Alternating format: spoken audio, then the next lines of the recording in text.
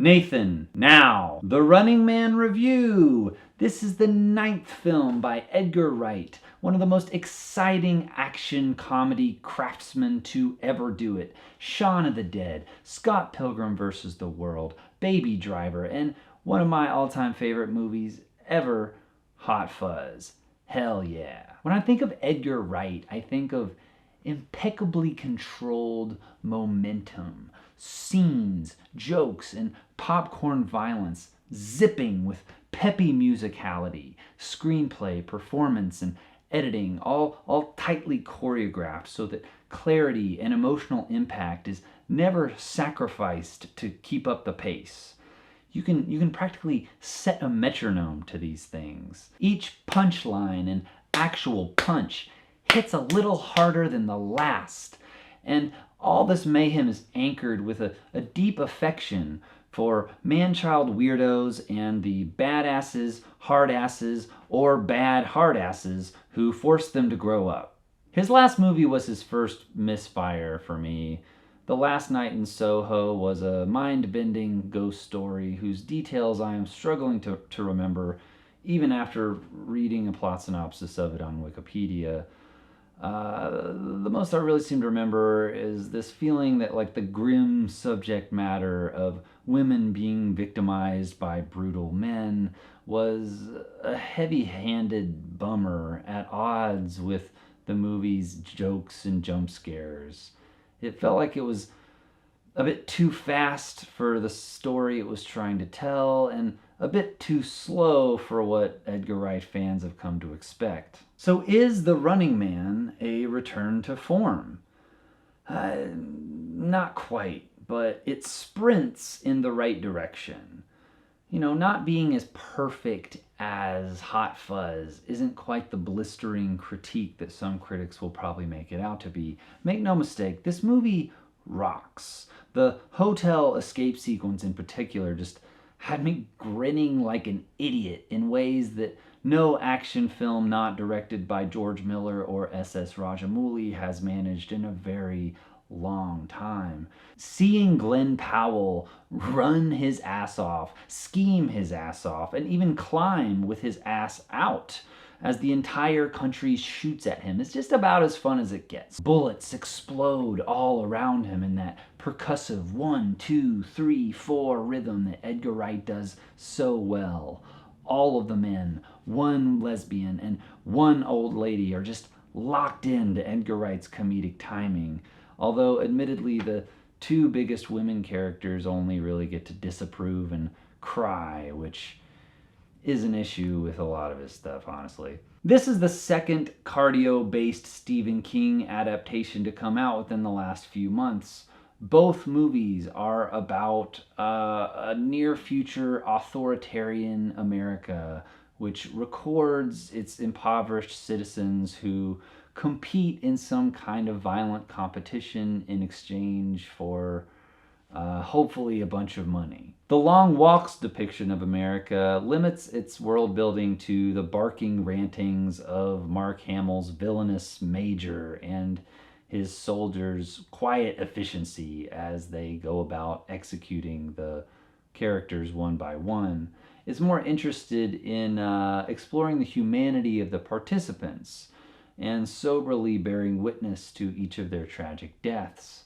By contrast, The Running Man's characters are serviceable archetypes trapped in a maze, and that maze is where most of the imagination is concentrated.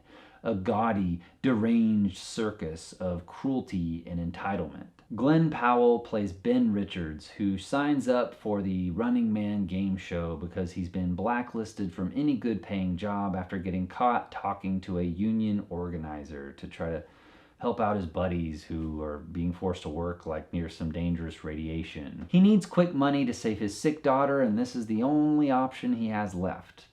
And so, in this game, basically what he has to do is survive for 30 days while cops, citizens, and hunters who work for the game show try to kill him. That's pretty much the whole thing. The premise is literally, can you survive America? Disempowered American citizens vent their frustrations and resentments onto his big, beefy shoulders because the show tells them that he deserves to die. He spoke to that commie union guy because he doesn't want to work, surely, right? And so every passing person becomes a potential snitch who stand to gain money themselves if they can record him and send those recordings to someone who can get them killed or kill him themselves. I was actually kind of surprised by how often I was reminded of Paul Thomas Anderson's One Battle After Another, which is also about people trying to escape the full might and wrath of the American war machine and the people who enable it. For both movies, there is no imagery more horrifying than a squad of American soldiers or cops. And The Running Man doesn't waste its breath trying to pitch you on why these people deserve to be blown to smithereens. I was kind of surprised by how much this big budget blockbuster pushed this political radicalism, I guess. A billionaire is shot in the head while lying helpless on his belly in this movie and is presented as a hell yeah moment. It's pretty explicitly stated too that like the only way to fight a police state is through violent revolution. As a Letterboxd review said it, the long walk walked so the running man could run. So I have to talk about Glenn Powell and how I think he was kind of miscast. Like, we're constantly reminded of Ben Richards' awful temper. He is apparently the angriest contestant the Running Man has ever had. And, Glenn Powell performs anger just fine. His body tenses up, he screams, sometimes he gets some veins going right here. It's good, but I just don't believe it as true rage. There's something at the core of Powell as a person that just radiates nice guy, cuddle boy vibes. I want to hug him, and I just know that he wants to hug me back. I think we really needed like a Dennis Hopper, or maybe not actually Shia LaBeouf because he seems like a pretty bad dude, but someone with that unhinged energy that Shia LaBeouf has. Like someone who who their every trauma is burned into their face and vibrating out of their every move. This character is supposed to be like a tiger pacing in a cage, getting more and more frustrated by the limitations that America has put on him, and that anger just never really has teeth. Glenn Powell, he is very likable, and so once he really starts running, I'm rooting for him. It's a good performance. He wins me over. It's all right, but I'm often thinking about like what else it could have been.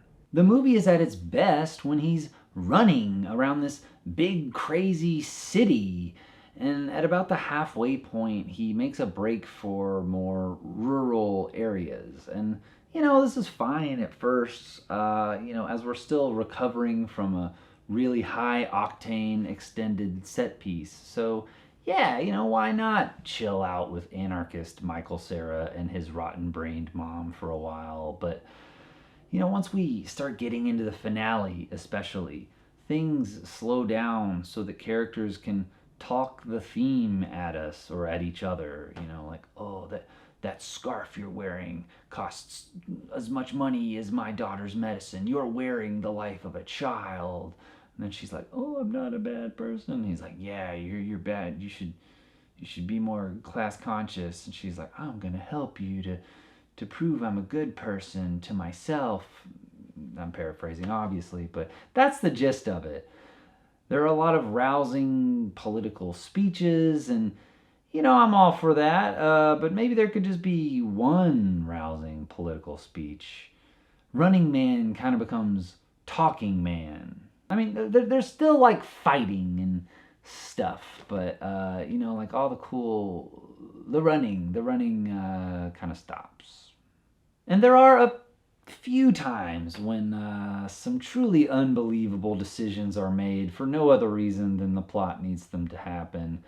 There is a jaw-droppingly stupid choice involving the push of a button made by Michael Cera's revolutionary character, who, just really, out of anyone in that movie, should have known better. And there's another one I have to mention where the cops could kill Ben, but they just let him pass so that he can have a more climactic death when the show is live. And it's kind of like, well, there's a crowd of onlookers when this happened. Wouldn't they be filming that with their phones? That's especially hard to swallow in this movie in particular, where everyone is constantly filming each other or themselves and screaming at each other to stop filming me. And it's like, film that, you know? So yeah, it loses a little steam at the end there, but every less inspired moment is followed by a really fun one. And there's just a real attention to the little details in this thing that I appreciate on a moment to moment basis. Like there's a really good one where Ben is trapped in this room with all this like flames going everywhere. It's going to explode pretty soon, and the only way out is this door where the bad guys are pounding in. How's he going to get out? Well, of course he's going to get out with the screenwriting get out of jail free card of, say it with me, a sewer grate. Okay, but the way he finds it is super inspired.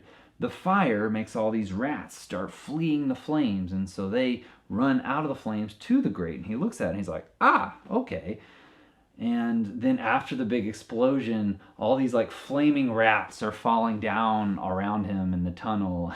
It's really great. And all these little details like that really add up to a movie that, while they never quite stack in a way that like manages the momentum of his best projects, at least not for very long, it still goes the distance where it counts. And that's what I got. I'll see you next time. Next week. Support my work on Patreon. Support my work on Patreon. Support my work on Patreon. Oh boy.